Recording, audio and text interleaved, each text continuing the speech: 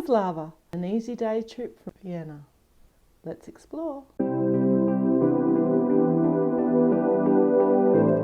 Bratislava has had a long history, dating back to the late Stone Ages.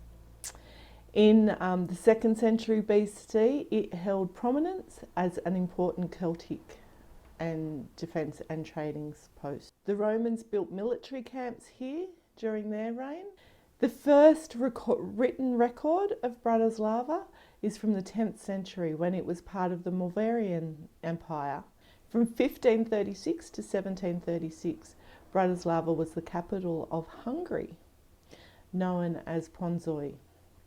And after the death of Maria Theresa, her successor moved the capital to now Budapest.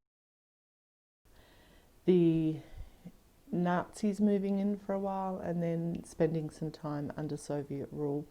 But in 1989, when the rest of the Soviet Union fell, obviously Bratislava and Slovakia got put free as well.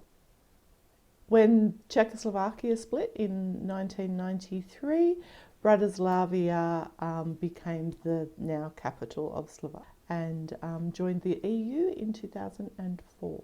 Bratislava is about 60 kilometres from Vienna, and of course there are numerous ways that you can get there, starting off with driving, and you are looking at about an hour to drive. By ferry you're looking at an hour and a half, and you get to go up the Danube a little bit, and that's a high-speed ferry. You can do a bus, which is how we got to Bratislava the day that we visited from Vienna. We caught the Flex bus, and they're about an hour and a half, hour and 15 minutes, and range from $6 to $17.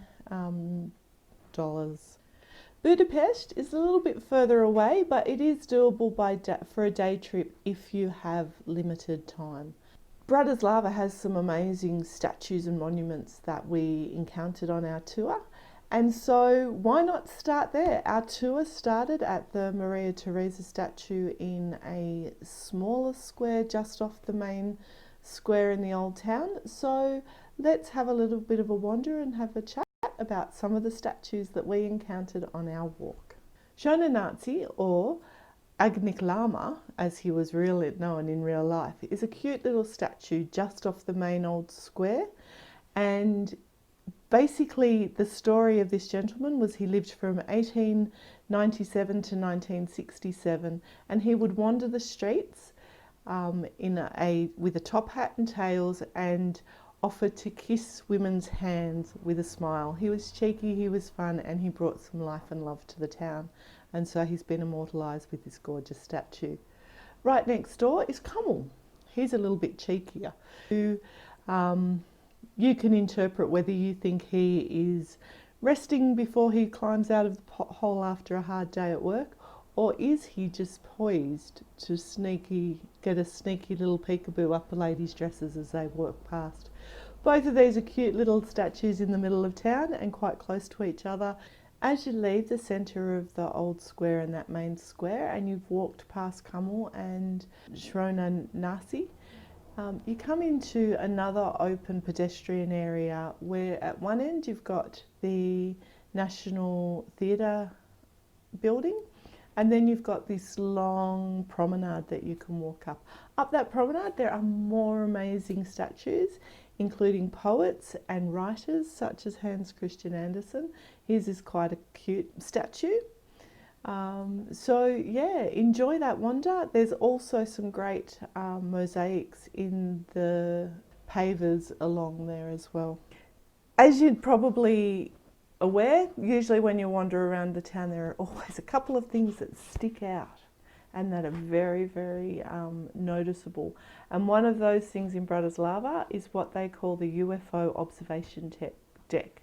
Now, it is an observation deck that is in the middle of one of the bridges that crosses the Danube River, and it looks like a UFO sticking up on a couple of posts.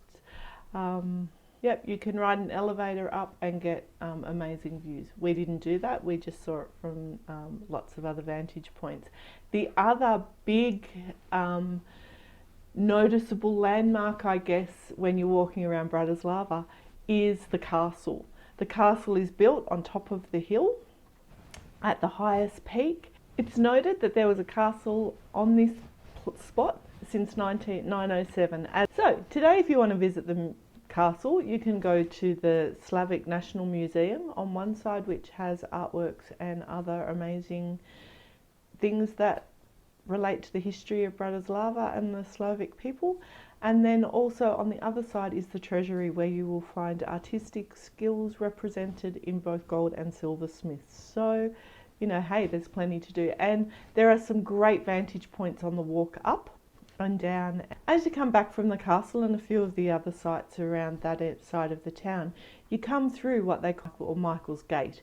And this is the last preserved part of the medieval fortifications of the city.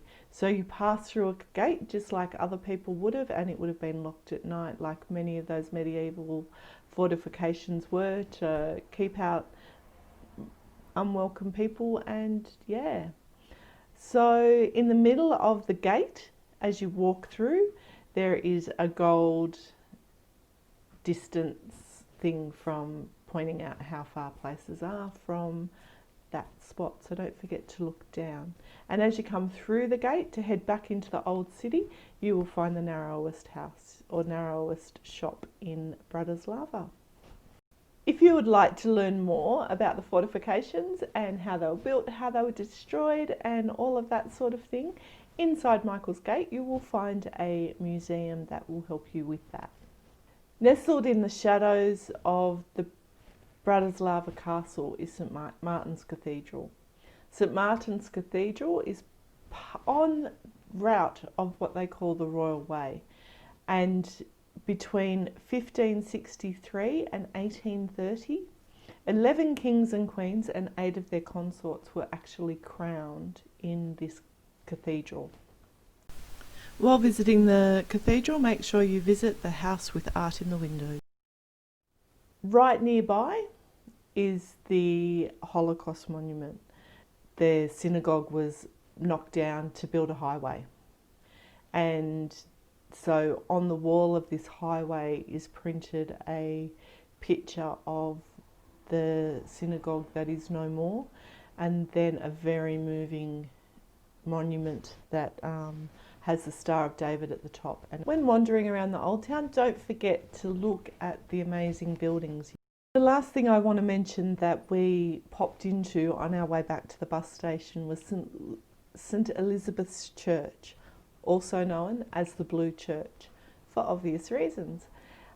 This was a lovely church built in 1910 and for a grammar school.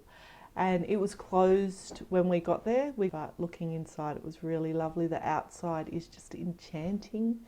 And you take a little detour. It's not on the way. You just get to walk through some of the modern day streets past apartment buildings. And if you're looking to add something to a trip to Vienna that's maybe a little bit different, encounter a different culture, then definitely put Bratislava on your list. It's a small, easy to navigate capital city.